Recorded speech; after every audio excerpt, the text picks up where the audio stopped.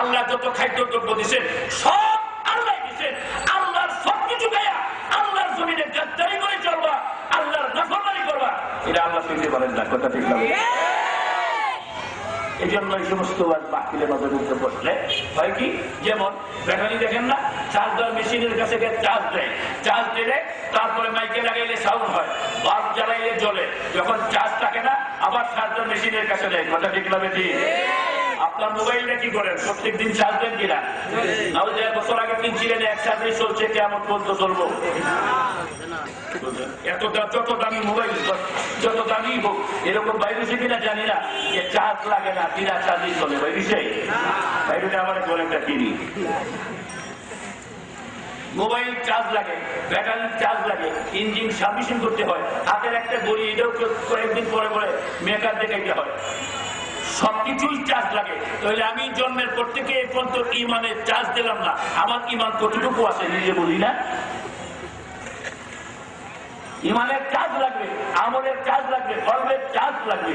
এই কলবের চার্জ আসবে আল্লাহ কোরআন, আল্লাহ নবীর হাদিসের মাধ্যমে। এই জন্যই আমাদের আকাবের দিন সদা সর্বদাই ওই চেষ্টাই করছেন, একটা মানুষ কেমনে ঈমান বলা হয়, কেমনে আমল বলা হয়।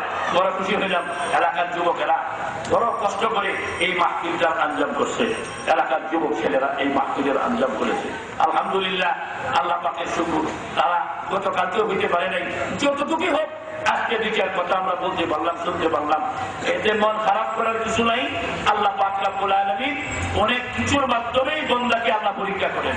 পরীক্ষায় যখন বান্দা উত্তীর্ণ হয়, তখন আল্লাহ তাআলা তার দরজাতকে, তার ইজ্জতকে, তার মর্যাদাকে আল্লাহ তাআলা বৃদ্ধি করে দেন।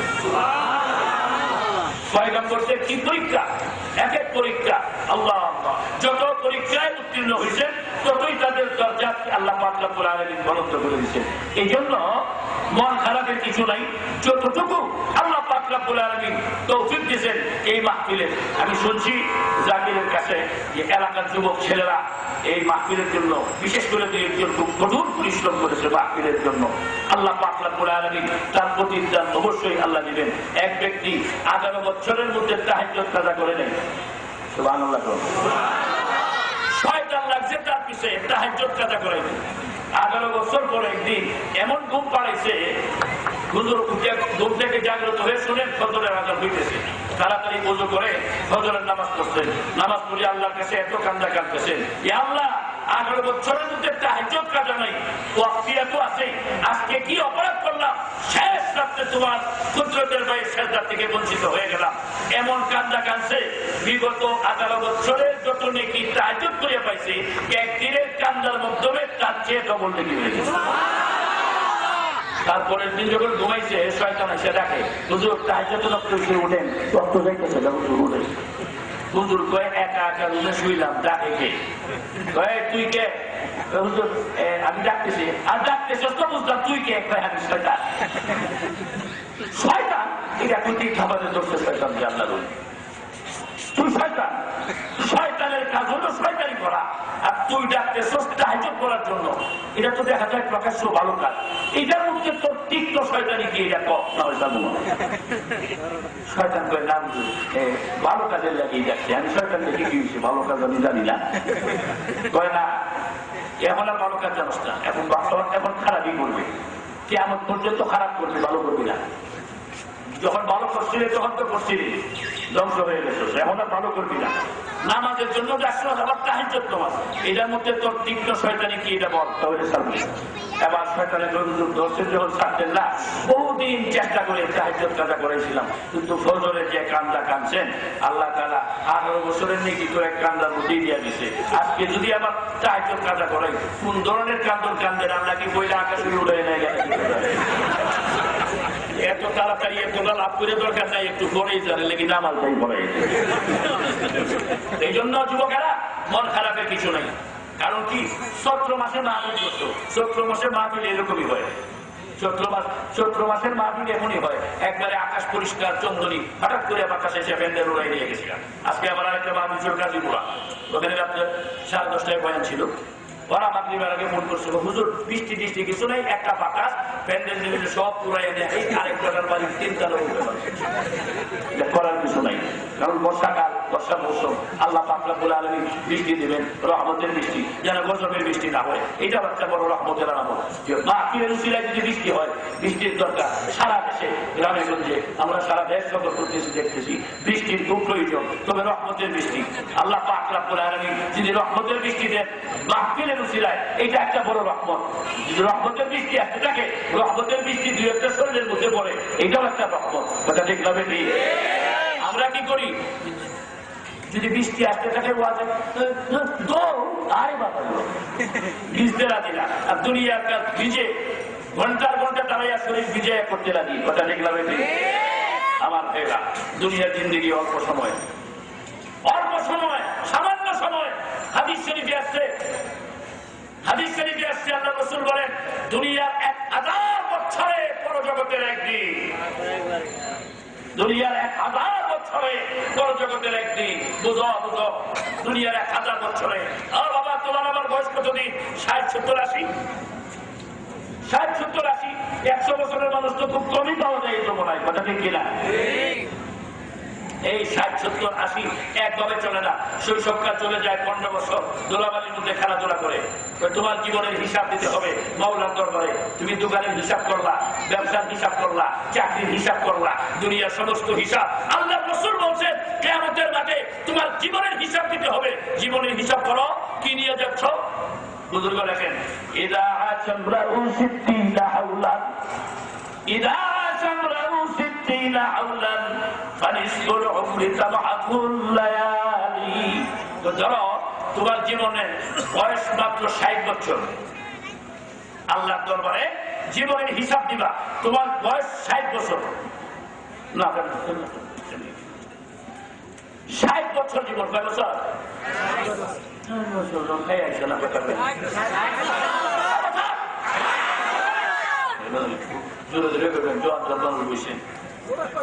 হ্যাঁ, জোরে পেলে বোঝা যায় যে আপনারা মনটা খুশি আছে। কারণ বক্তা শ্রোতার মধ্যে কানেকশন না হলে কথা বললেও মজা পাওয়া যায় না, শুনেও মজা পাওয়া যায় না। কথা ঠিক কিনা? মরুভূমি জমিনে চাষাবাদ করলে ফসলের আশা করা যায় না। কথা ঠিক কিনা? মরা অন্তরের মধ্যে ওয়াজ করলে আমলের আশা করা যায় না। একটা দিকে জমিনে রসম বলবর নয়া রব, জমিনে রসম বলবর নয়া রব, বনে তুসমে আমল যায় লগলদা নকুইবা বদা করদম চুনামত কেবল করদম বজায় নে কেবলদা। মরুভূমি জমিনে চাষাবাদ করে বীজ বপন করলে যেমন ফসলের আশা করা যায় না, মোরা মোরা অন্তর নিয়ে কোরআন হাদিস শুনলে আমলের আশা করা যায় না। অন্তরটা একদম খোলাসা করিয়া পরিষ্কার করতে হবে, তখন কোরআন হাদিসের নূর শিয়ার মধ্যে গিয়ে ঢুকবে। হাদিসের মধ্যে আসছে কিয়ামতের মাঠে আল্লাহ তাআলা জীবনের হিসাব চাইবেন। বলো তোমার জীবন কিভাবে দুনিয়াতে কাটাইছো? এই জন্য বলি দুনিয়ার মানুষ, আমি আমার না, এই জীবন আমার না, জীবন আমার হাতে না, সম্পদের মালিক আমি নাই। আমানত চাঁদেরও দেয় নজরে পাস, দর হাকিকত মালিকে হামসে খুদা। যেমন জমি হয়তো বা এই এলাকায় এক সময় অনুমানে বলি, এক সময় এই এলাকায় 10,000 টাকা বিঘা ছিল জমি, কথার কথা হয়তো 20 বছর বা 30 বছর 40 বছর আগে। বাকি বিক্রি করতে চাইছে, খরিদ্দার পাওয়া গেছে না, এমন থাকতে পারে, ঠিক না? আজকে জিজ্ঞাসা করলাম যার বাসায় বিশ্রাম করলাম, ভাই আপনার এলাকায় জমির কাটা কত? পরে 2 শতাংশ কাটা, এই এলাকায় জমি 40 লক্ষ টাকা কাটা। জমিন কার? আপনার অধীনে 2 বিঘা জমি, 3 বিঘা জমি আল্লাহ দিচ্ছে আপনার অধীনে। ওইটা ছিল 10,000 টাকা বিঘা, এখন হচ্ছে 40 লক্ষ টাকা কাটা। আল্লাহ কই জমিন আমার, দাম বাড়িয়েছি আমি, তুই কিন্তু বেশি বাহাদুরি করিস না। কথা ঠিক না? তুই শুকরিয়া আদায় করবি, তাহলে মাল তোর হাতে যখন কৃতজ্ঞতা স্বীকার করবে, আরে অল্প জমি কোটি কোটি টাকার মালিক হয়ে গেলাম, এটা আল্লাহ করছে, শুকরিয়া আদায় করবে। শুকরিয়া আদায় করার জন্য কি করবে? শুকরিয়া মানে শুকরিয়া কেমনে? আমার রাস্তায় দান খয়রাত করবে, মসজিদ বানাবে, মাদ্রাসা বানাবে, ওয়াজ মাহফিল করবে, রাস্তাঘাট করবে, সৎকার জারিয়া করবে। জমিন আমার, এই জন্য দাম আমি বাড়িয়ে দিছি। 20 বিঘা বেচলে দিয়া দাম না হইতো 3 কাঠা বেচলে দাম হয়। সুতরাং তোর তো অনেক জমি আছে, 2-4 কাঠা দিয়া দেয় মাদ্রাসা করার জন্য, কোরআন হাদিসের দরস করার জন্য দিয়া দেয়। কালেকশনে মানে দানের নাম রয়েছে। তো এখন আপনারা আবার করবেন যে হুজুর মাদ্রাসার কালেকশন করে, ওইটা ক্যাডেট মাদ্রাসা। ওই মাদ্রাসার উপলক্ষে সভা না, সভা এলাকার যুবকদের উপলক্ষে। তো মাদ্রাসার একটু পরিচিতির জন্য নাম দিছে। আমার কাছে জানছি মাদ্রাসার জন্য কোনো কালেকশন এখানে করা হবে না। আগেই জানাই দিলাম যাতে ভয় না পান। কারণ ওয়াদের মধ্যে গেলে অনেক সময় যদি একটু দানের নাম লইয়ে যায়, কেউ কেউ আছে খুব বেশি চালাক, একজন আরেকজনের ফেলে গোটা দেয়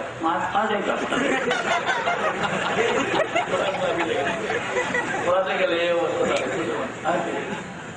আল্লাহ বুঝি এক পীরের কাছে কিছু যুবক ছেলে গিয়ে মুড়ি দিয়েছে, এক খ্রিস্টানের কাছে এলাকার কিছু যুবক ছেলে মুড়ি দিয়েছে। আর তারা গেছে ভাইয়া মানে অন্যান্য মুরুখ বেড়া হুজুরের মুড়ি আছে, মুরুখ বেড়ার কাছে বলছে আমরা মুড়ি দিতে চাই। তখন হাতখানি খ্রিস্টানের কাছে নিয়ে গেছে। খ্রিস্টানের আবার অভ্যাস হইল, উনি খুব কামের মানুষ, সুন্দর কিছু পাইলেই চুমা দেয়, সুন্দর কিছু পাইলেই চুমা খায়, বুঝলেন তো? চুমা দেয়, চুমা দেয়, সুন্দর কিছু পাইলেই চুমা দেয়, একটা কিছু সুন্দর পাইলেই চুমা দেয়, হুজুরের আদতে দেয়। একবার মুড়িদার কিছু যুবক বৃদ্ধ হুজুরের সাথে যেতেছে, রাস্তার পাশে একটা বাগান, বাগানে বিভিন্ন প্রকারের ফুল, হুজুরকে এক একটা বাগানের ভিতরে ঢুকিয়া প্রত্যেকটা ফুলের মধ্যে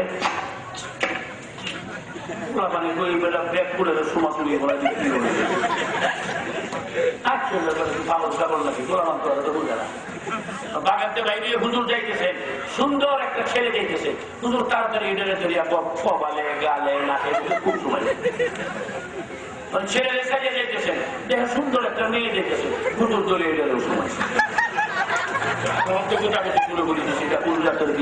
বন্ধ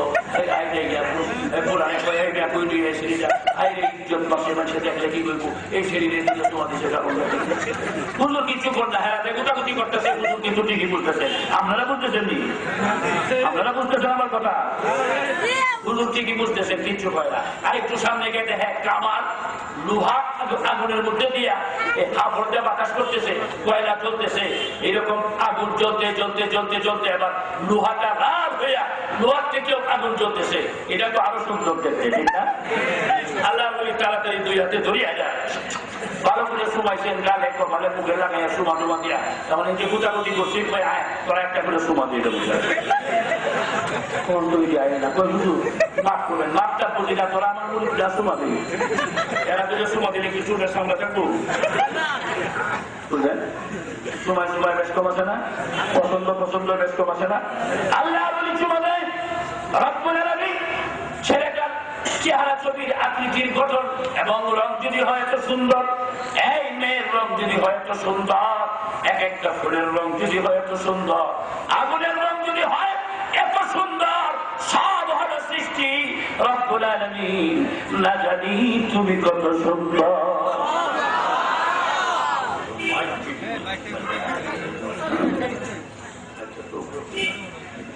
ঠিক আছে, চলো না করেন, আরে বাবু হ্যাঁ তুমি সাউন্ড বাড়াই দাও, এর মাপ যেন আধার কার্ড সোফা মাই ঠিক করতো বাবাই নাই। যাই হোক আমার ভাইরা কত কিছু আপনারা আল্লাহ আল্লাহ রব্বুল আলামিন জানি না তুমি কত সুন্দর।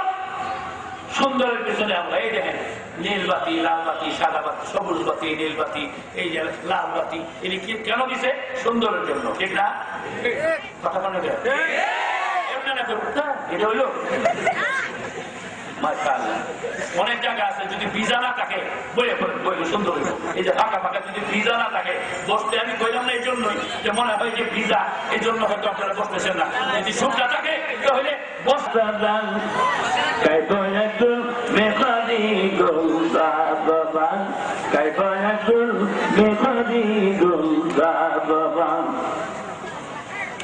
আমার ভাইরা আমি খুব অসুস্থ আসলে, আপনারা করার আওয়াজে বুঝতেছেন। বিগত 5.5 মাস যাবত এই অক্টোবর থেকে নিয়ে মার্চ শেষ এপ্রিল হয়েছে এই পর্যন্ত একদিন আমি ঠান্ডা, গলা ব্যথা, বুক ব্যথা, এটা নিয়ে এই কথা বলতেছি, আওয়াজ আনতেই পারতেছি না। শুধু আপনাদের মহাব্বতে এই সুদূর করিয়া কথা আনতেছি, গলা বদ্ধ ছিল। তারা যাইতে থাকে রাগ করে নাকি শুধু কইলা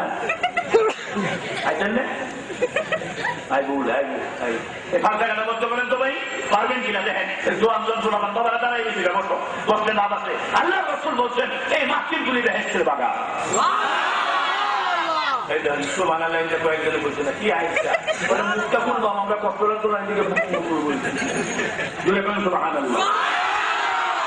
আল্লাহ রসুল বলেন আমার উম্মতেরা ওই গুলি বেহেশতের বাগান।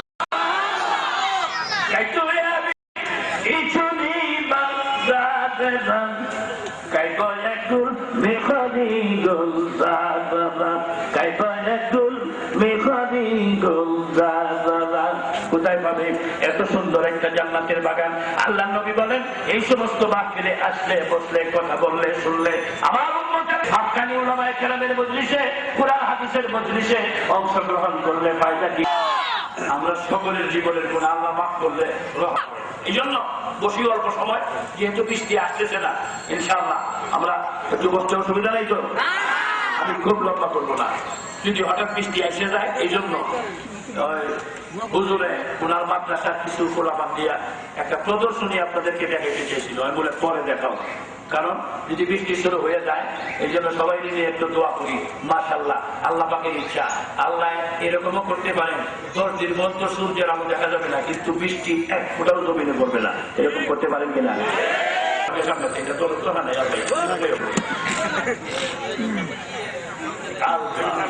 এটা বদ্ধ হয়ে দিতেছে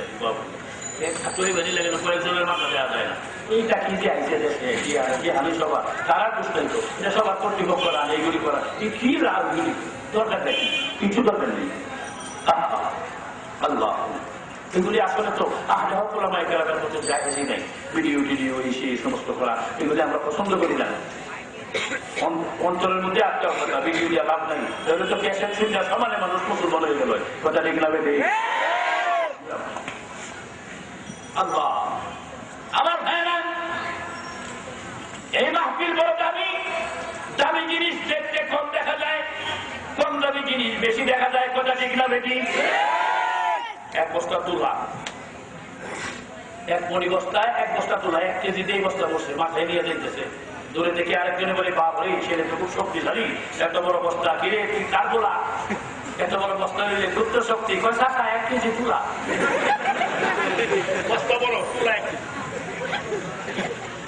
দাম কত 250 300 500 বেশি না দেখতে বেশি দামে কম দেখতে কম দামে বেশি 1 কেজি স্বর্ণ দাম কত বর্তমান বাজারে মনে হয় 40 লক্ষ টাকা দেখতে কম দামে বেশি এই সমস্ত মাহফিলে মানুষ কম ছোটখাটো দেখতে কম দাম বেশি কেমন দাম ওই জমিনের উপরে আসমানের নিচে এই সমস্ত মাহফিলের চেয়ে উত্তম মাহফিল আল্লাহর নিকটে আর নাই এত দামি মজলিস এই দামি মজলিসে যারা বসে এই সব মানুষগুলি দামি তো কেউ মনে মনে করবো সারাদিনে হপ্ত নামাজ করি নাই বড় ওয়াজ করলেই আমি বুঝি দামি আমরাও দামি আমি বলবো এই মাহফিলে যদি এমন মানুষ থাকে এই সারা ঢাকাতে এসে খারাপ মানুষ নাই আমি বলবো ওই মানুষটাকেও আল্লাহ তাআলা মহব্বত করে আজকের এই মাহফিলে আনছেন কারণ আল্লাহ জানেন এই মাহফিলে যদি এটা বসা থাকে হয়তো আধা ঘন্টা পরে বা আখিরি মোনাজাতে বা তার মনটা পরিবর্তন হবে আন্তরিকভাবে তওবা করতে থাকবে কাঁদতে থাকবে আর বান্দার জীবনের গুনাহ আমি মাফ করে দিব এই জন্য আল্লাহ এখানে আনছে মাহফিল বড় দামি বলতেছিলাম ইমাম মালিক রাহমাতুল্লাহ আলাইহি হজের মৌসুম আসলেই হজের মধ্যে মক্কা শরীফে যদি মারা যায় তাহলে তো মক্কাতে আমার খবর হইব মদিনায় নবী শুইছেন আমি তো এনে শুনতে পারলাম না আহারে কি করি এই এক টেনশন এই এক পেরেশানি ইমাম মালিক রাহমাতুল্লাহ আলাইহি আর একদিন হঠাৎ স্বপ্নে দেখেন রাসূলুল্লাহ সাল্লাল্লাহু আলাইহি সাল্লাম তারপরে এসে হাজির হয়ে গেছেন স্বপ্নে আল্লাহর নবী এসে সালাম দিয়েছেন সালামের উত্তর দিয়ে এরপরে আল্লাহর রাসূল ফাকাবাসসামা রাসূলুল্লাহ সাল্লাল্লাহু আলাইহি ওয়াসাল্লাম আল্লাহর হাবিব হেসে দিয়েছেন একটা মুস্কি হাসি দিয়া এভাবে 5টা আঙ্গুল দেখাইছেন 5টা আঙ্গুল দেখে রাসূল বিদায় দিয়েছেন আর কোনো কথা বলেন নাই ইমাম মালিক রহমতুল্লাহ আলাইহি ঘুম থেকে উঠে পেরেশান হয়ে গেছেন। আল্লাহ নবী আসলেন, আবার হাসি দিলেন, হাসি দিয়ে হুজুর পাক সাল্লাল্লাহু আলাইহি ওয়াসাল্লাম একটা পাককে আঙ্গুল দেখে বিদায় দিলেন। আহারে, এই স্বপ্নের ব্যাখ্যা কি, এই স্বপ্নের ব্যাখ্যা কি? উনি পেরেশান হয়ে গেছেন। এত বড় ইমাম, উনি নিজেও স্বপ্নের ব্যাখ্যা বুঝতেছেন না। উনি পাঠাইছেন উনার এক খাস খাদেমকে, ওই যুগের স্বপ্নের ব্যাখ্যাকারক, সবচেয়ে সারা দুনিয়ার মধ্যে সবচেয়ে প্রসিদ্ধ, উনিকে আল্লামা মুহাম্মদ ইবনে সিরিন রাহমাতুল্লাহ আলাইহি। মুহাম্মদ ইবনে সিরিন রাহমাতুল্লাহ আলাইহির কাছে পাঠাইছেন উনার এক খাদেমকে, তুমি গিয়া বলো, কোন ব্যক্তি যদি স্বপ্নে দেখে আল্লাহ রসুল হাসি দিয়েছেন, সালাম দিয়েছেন এবং মুস্কি হাসি দিয়া 5টা আঙ্গুল দেখে বিদায় দিয়েছেন, কথা বলেন নাই, এই স্বপ্নের ব্যাখ্যা কি ওইটা জেনে আসো, আমার নাম বলবা না। ইমাম মালিক সাহেব এই কথা বলে পাঠাইছেন ইবনে সিরিনের। ওনার কাছে খাদেম গিয়া সালাম কালাম করে, হুজুর একটা স্বপ্নের ব্যাখ্যার জন্য আসছিলাম, কি যে এরকম যদি কেউ স্বপ্নে দেখে এটার অর্থ কি?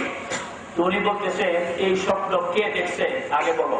কয় না, ওনার নাম বলতে দিছে, নাম বলতে দিছে, মদিনার মধ্যে এমন স্বপ্ন দেখলে ইমাম মালিক ছাড়া কেউ দেখতে পারে। অবস্থা কি? জোহরি বুঝিতে পারে মদি যে কি দল